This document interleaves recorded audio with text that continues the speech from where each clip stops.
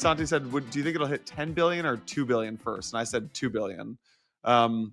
What's the dynamic that's happening here? Why is Pump basically? I mean, this chart is down only. What's going on outside of his tough interview with Thread guy, which I don't know if you caught any of that, but yeah, that was tough. That was not good. And so I said this 2 weeks ago, I think, when I was on. We talked about like what we thought would be the outcome, and I think I mentioned to you that two things had happened that I'd heard about.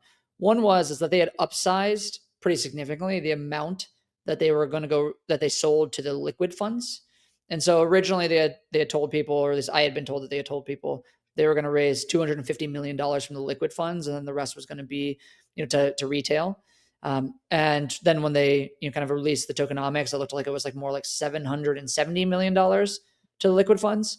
And so that alone had raised people's concern that there just wasn't liquid fund demand anymore. Everybody had gotten filled on the demand they had. And so when it launched, there was an expectation that, frankly, everybody, there was no buyer left who had like real size, right? And I think we've seen that play out pretty significantly. Because it was unlocked 100% at the outset, we saw a lot of people dumping right away when, on a 30, 40, 50% gain. There was a lot of people who had hedged between that period of time because there was pre-market perps on Hyperliquid and others.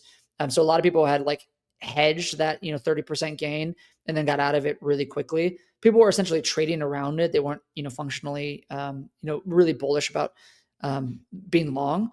But I think the other thing that has happened here is the protocol itself is getting absolutely crushed in market share the last week. And so if you look at the 30-day metrics, Pump has now less than 50% of the market share relative to Bonk or Bonk Top Fund. If you look at the 7-day metrics, the Pump is now like 10% market share. Like they have gotten absolutely crushed in terms of users.